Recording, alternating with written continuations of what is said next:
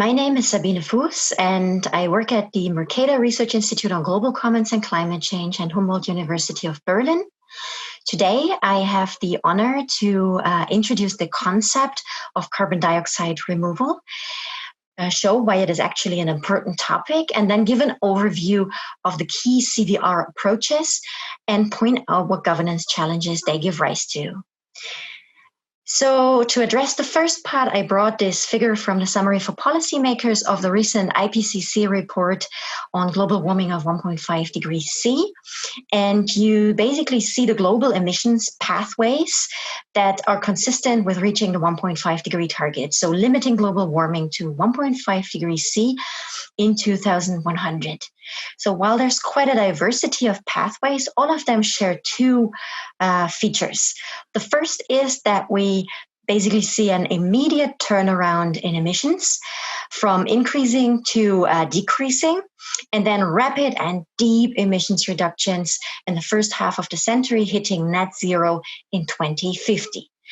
In order to put that into perspective, I have entered these red lines in here to show you where emissions would be if the nationally determined contributions, so the pledges that countries put on the table in the frame of Paris, would lead us in 2030. So that would mean that we have emissions in 2030 between 52 and 58 gigatons CO2 per year, which is not even on this graph.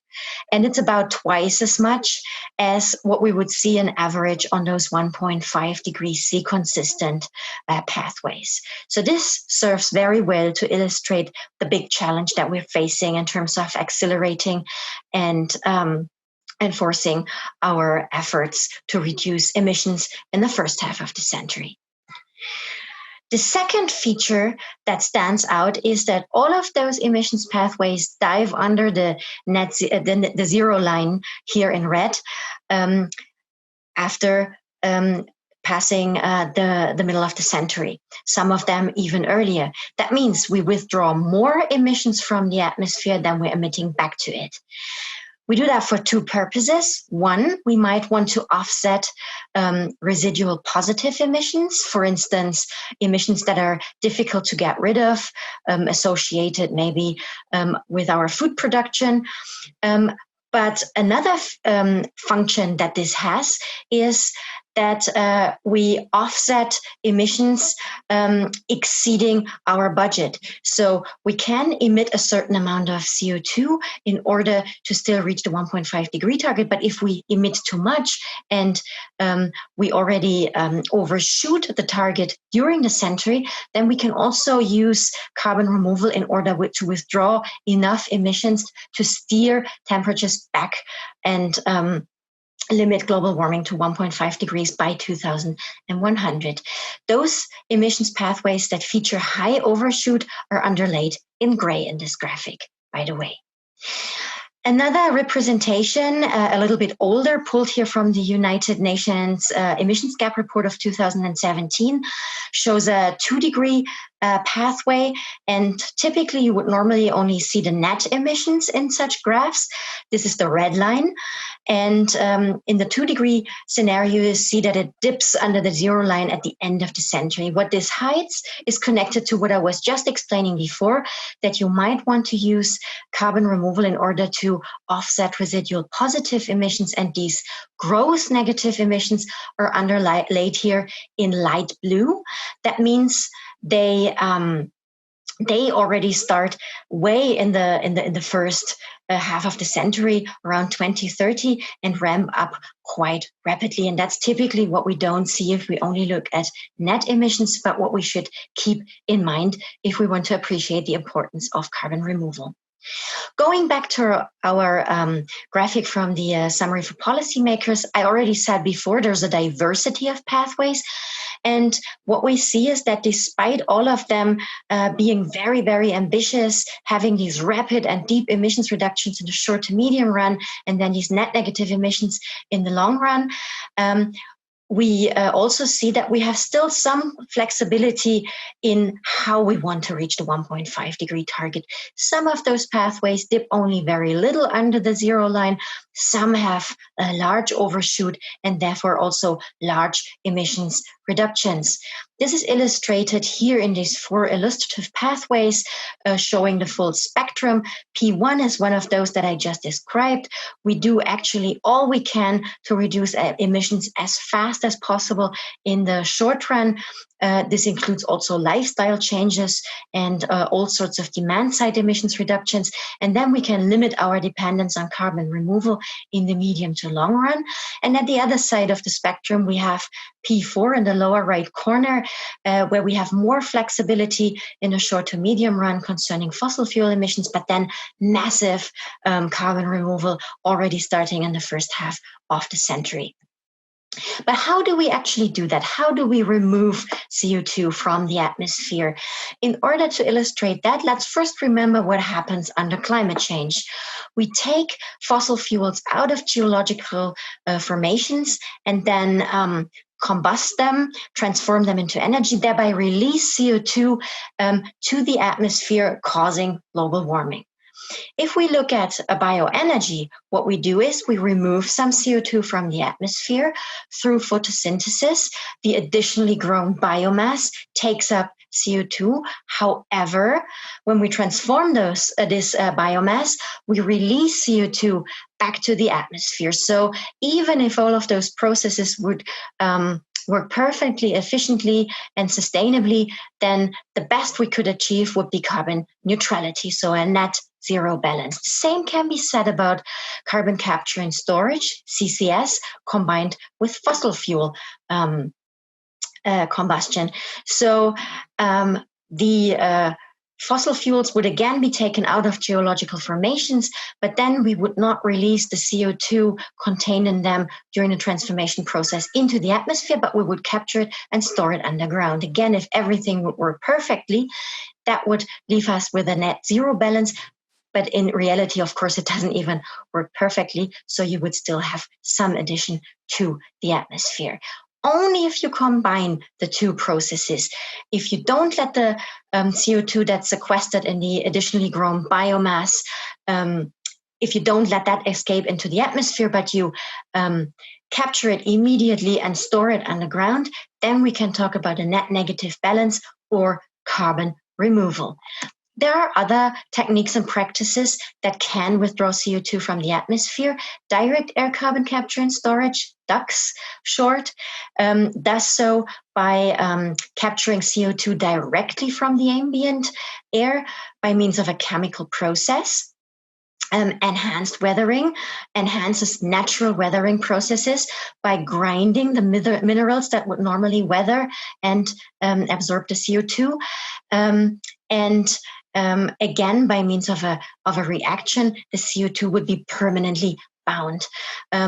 Then finally, this is in the lower left corner of this slide, there are also more well-known practices such as afforestation, which serve to enhance our natural sink. There are also practices that allow us to enhance ocean sinks, but I don't have the time now to go into these, but I'm happy to take questions on this later on. Let me instead go into costs and potentials. Here we conducted a review looking at bottom-up studies and what they tell us about how much we could actually withdraw by the middle of the century and what it would cost, and then also asking experts to narrow down what we found in the literature. And what we see is that what I just described in the previous slide, direct air carbon capture and storage, is at the upper side of the cost spectrum.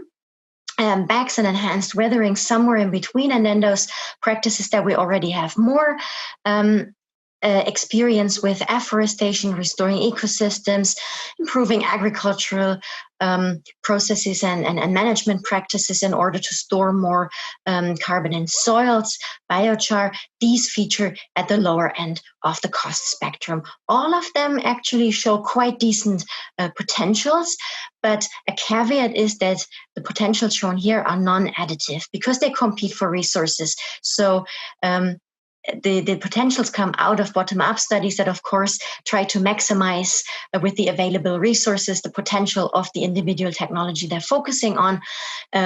But in reality, they will be competing for resources. Just as an example, if I've already placed trees that are supposed to sequester CO2 on the available land, then I cannot put additional biomass for BECCS there in addition. So that serves to illustrate why these should not be added. The IPCC has also, of course, dug into the literature to compare potentials and costs, but what I want to highlight on this slide is actually the right-hand side of the slide, the side effects. I can't go into the side effects of all of the techniques and practices in detail here, so let me just take the last one in this graphic, afforestation and reforestation, AR, because we've been talking about this before. And there's quite some literature that looks exactly into what I've been just describing, that in order to plant those additional trees, you will be needing more land. So there could be trade-offs with other sustainability goals. The little frog exemplifies that we want to also safeguard our biodiversity, but if we want to ramp up large-scale monocultures, of trees, that's of course not what we have in mind when we talk about preserving biodiversity. Could be at odds with feeding a growing population, because we will also need land areas for that additional food production. And the final icon stands for impacts on albedo, because if you change the Earth surface's reflectivity in northern hemispheres by having large-scale afforestation, you might have offsetting effects on temperature. There's also some literature testifying to the benefits of afforestation, the co-benefits of afforestation, for instance, for soil quality, which is here denoted in blue. And as I said, I can't dive into all of those options, but I wanted to illustrate here that all of them come with their particular advantages, with their particular downsides and risks of trade-offs. And this, of course, gives rise to quite a lot of governance challenges. These are sustainability factors that need to be monitored and kept in check, so that we can maximize our advantage, maximize our removal potential while minimizing the trade-offs. Another challenge is related to the massive challenge of upscaling that we will see, and that goes hand in hand with the scenarios that I've been showing before. And what I've done on this slide is a very back of the envelope comparison, which is of course not very scientific, but which is supposed to illustrate this challenge. So another technology that's been discussed a lot in the mitigation context is solar PV. First commercial application was in 57. Costs were low by about 2017, but we're still 2 decades away from widespread adoption. If you would translate that one-to-one to direct air carbon capture and storage with the first commercial application by Climeworks in 2017, then we would have to wait until basically the end of the century to see widespread adoption of this technology. So we will have to accelerate quite a bit in this example by a factor of 4 if we want to reach rates of deployment that we see in the scenarios. And that, of course, raises a lot of governance challenges as well. Finally, because it was not part of the assessments that I've been showing you before, but it's been featuring in recent debates, I also wanted to introduce you to the rationales for CO2 utilization, which is discussed a lot as a promising avenue where you don't consider CO2 as a waste, but basically as a resource. You use CO2 to make products, and thereby potentially reduce the net costs of emissions reductions or even removals. You could also facilitate technological change, talking about CCS before, and it would be a cleaner, cheaper feedstock than conventional hydrocarbons. However, CO2 utilization is not necessarily equal to removal or even mitigation or avoiding CO2. It could even increase CO2 emissions if you think about transforming CO2 into a product and using an energy input that is not decarbonized. It could also have no net impact on CO2, but increase other greenhouse gases. If we think about making fertilizers, where the CO2 is released, but also other greenhouse gases. And it could reduce CO2 emissions without removing CO2 from the atmosphere on a net basis. If you think about synthetic fuels, for instance, where the usage of the product that used the CO2 releases the CO2 again within a short time horizon. So only very few chains, for instance, containing bags, might actually lead to net removals, and therefore net zero legislation should consider CO2 utilization and storage incentive frameworks, but incentivize removals and emission reductions, avoided CO2 emissions, and not utilization per se. So what governance challenges does this give rise to? I've touched on a couple of those. We will need reliable institutions for enabling good governance of practices and techniques across time and across space. So these potentials I've been showing you will also be geographically heterogeneously distributed across the globe. We will need sustainability safeguards and monitoring in the context of the trade-offs I've introduced you to, and also to meet this challenge of rapid upscaling without running into sustainability constraints. Also important, a lot of those technologies I've been talking about involving natural carbon sinks, so enhancing forests by planting additional trees, are also subject to vulnerability. Ongoing climate change, wildfires, what have you, can quickly release CO2 emissions again. Even a regime change might do so.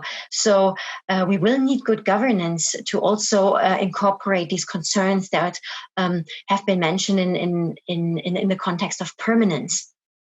I've been talking about utilization enough, so let me close by also emphasizing a larger point. The chosen pathway, both how much CO2 we actually want to capture and how we want to do it, will ultimately be a decision that we have to make as a society. So good governance needs also to include mechanisms that allow for these deliberation processes within society involving all the actors. And with that, I want to close. Thank you for your attention.